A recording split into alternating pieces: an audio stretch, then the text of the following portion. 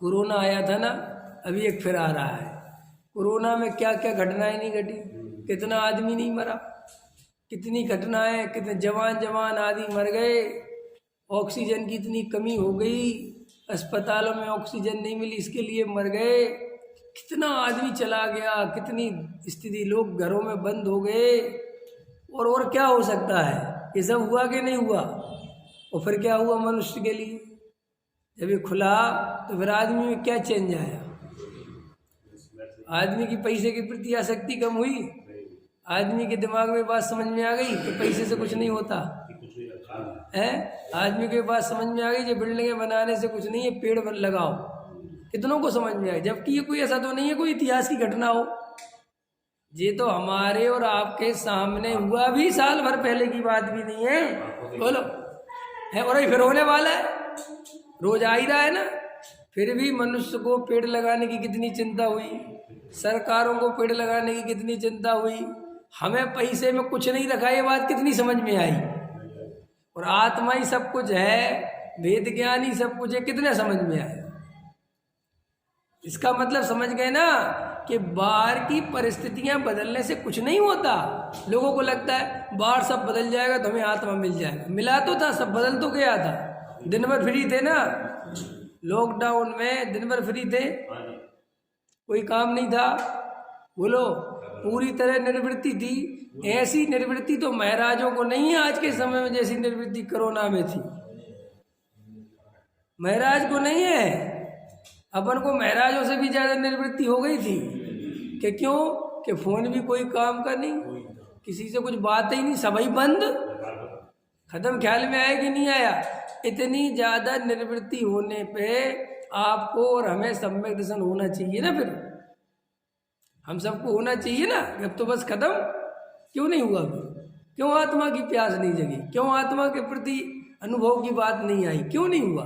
इसलिए इससे निर्णय होता है कि बाहर में बदलने से कुछ नहीं होता। ये सब मन के चोर हैं, ये सब मन अपन को दलीलें देता है अंदर ही अंदर अपना चित्त कि साहब वो तो अपन अभी हो जाता अगर हमारे बाल बच्चे नहीं होते तो, अगर हम बाल बच्चों की जिम्मेदारी नहीं होती तो हम तो अभी मुनि बन जाते, अभी तक तो हम आत्मा में रम जाते। अभी तो सम्मिशन, ये व्यापार का चक्कर है भाई साहब। अब एक बात बताओ, व्यापार अपन पैसा नहीं भी चाहते, लेकिन व्यापार में जाना बहुत जरूरी है, तो वो टूट जाएगा। ये सारी बातें हैं ना अपनी, लेकिन वे सारी बातें आपकी हमारी झूठी हैं, उनमें 1 रुपए की सच्चाई नहीं, इतनी सी भी। ये तो अपने मन को वर्ग लाने के, समझाने के उपाय हैं, अपना चोर छुपाने के उपाय हैं कि करना कुछ चाहता नहीं, आत्मा से प्रेम है नहीं, आत्मा की सच्ची लगन लगी है नहीं, लेकिन ये स्वीकार करना चाहते नहीं कि नहीं लगी।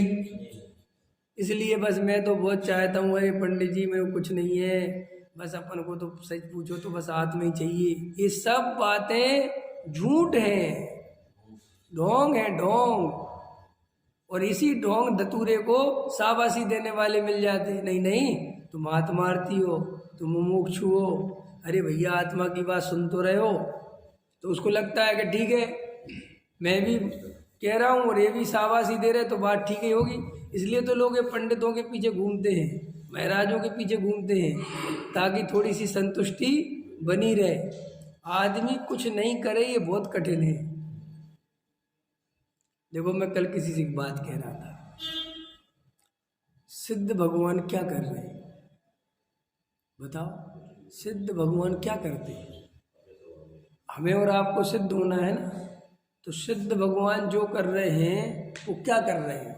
शांति से अनंत काल के लिए एक जगह बैठ गए, सारी गति बंद है, आना जाना बंद है, किसी का कोई काम करते नहीं, किसी द्रव्य का कोई परिणमन कराते नहीं, किसी भी प्रकार का कोई काम नहीं करते, सिर्फ एक जगह शांति से। और कितने काल तक बैठना है? माने अगर सिद्ध भगवान पूर्णता अपने स्वभाव में स्थित हैं तो स्वभाव हमारा कैसा है? कुछ करने धरने का नहीं है। इन सिद्ध हो गया ना, सिद्ध भगवान जब कुछ करते धरते नहीं है और वे पूर्ण स्वभाव में प्रकट हैं, तो इसका अर्थ सीधा सिद्ध हो गया कि जीव का स्वभाव करने धरने का नहीं है। ठीक है, अब हमें सिद्ध भगवान बनना है। तो बताओ अभी हम 1 घंटा आधा घंटा शांति से नहीं बैठ सकते बिना अवलंबन के। सिद्ध भगवान किसी के अवलंबन से तो नहीं बैठे, अपने स्वयं ही बैठे हैं ना।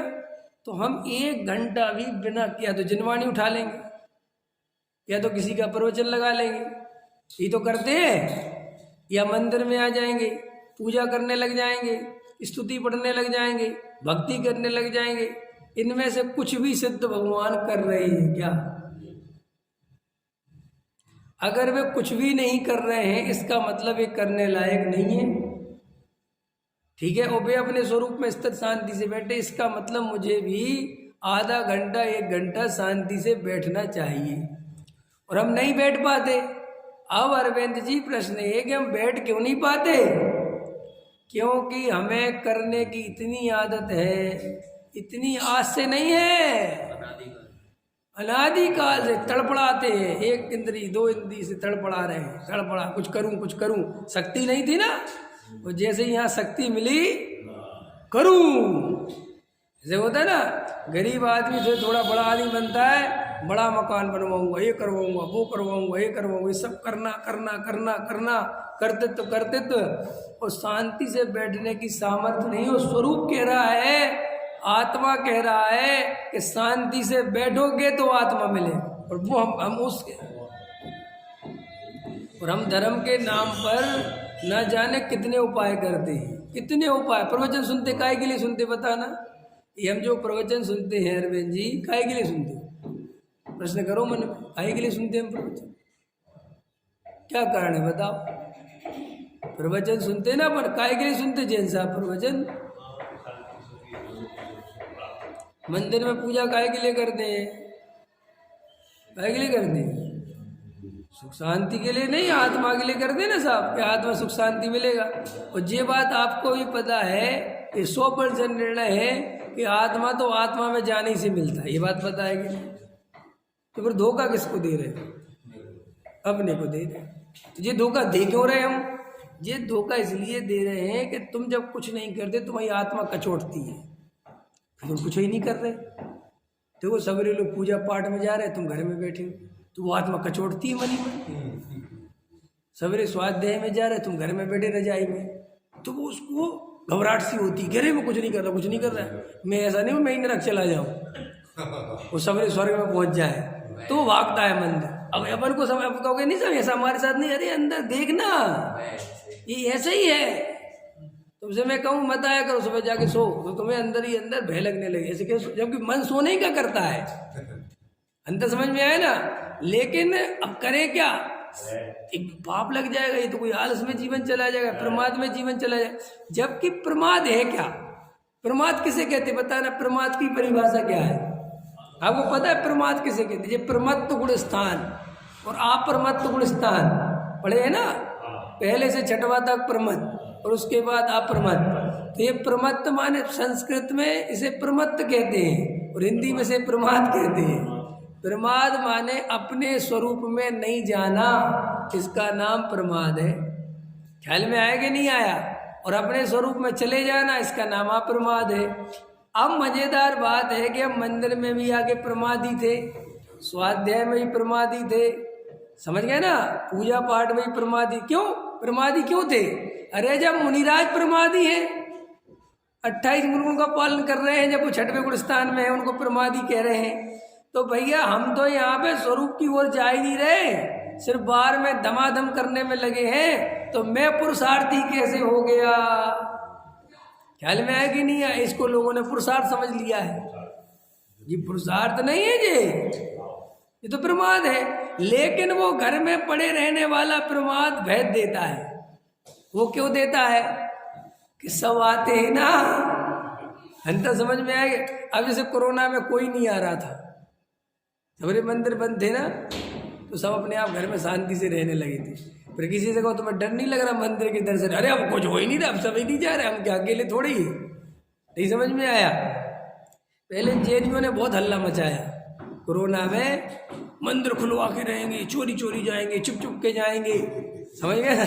और भिंड में जब पुलिस पकड़ के ले गई, समझ में आया ना, और फिर जब कार्रवाई हुई कि अगर आप खुले मिल गए, अब कुछ हो गया तो फिर बताएंगे, फिर सबने बंद कर ली। समझ गए ना? हाँ। और हमारे भगवान ऐसे ही बैठे रहेंगे क्या? ये देखो तो ये उनकी हालत है, ये जो स्वरूप समझ रहे हैं। हमारे भगवान ऐसे ही बैठे रहेंगे क्या? तुम्हारे भगवान दूध घी खाते हैं क्या? कि सुबह सुबह दूध घी नहीं मिलेगा तो मर जाएंगे? हैं? ख्याल में आएगी? खबर ही नहीं है। हमारे भगवान ऐसे ही बैठे रहेंगे, हमारे भगवान ऐसे क्या ऐसे ही बैठे रहेंगे भाई?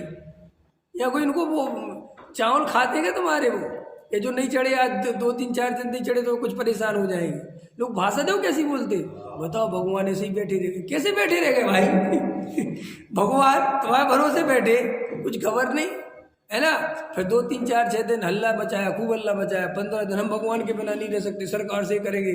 और जब ज़्यादा ही कोरोना फैल गया तब सब घरों में सेट, तो सब उपाय खोजने लगे। हम यहीं स्तुति पढ़ लेंगे, हम यहीं जनवाणी के दर्शन कर लेंगे। अब सब उपाय निकल के आ रहे हैं। ख्याल में है ना? और चलो भैया स्तुति तो पढ़ ही लो कम से कम। किसी को अंदर से ये भाव भाषण नहीं हुआ कि चलो भाई अवसर है आत्मा का ध्यान लगाओ, क्योंकि ध्यान में मन ही नहीं लगता।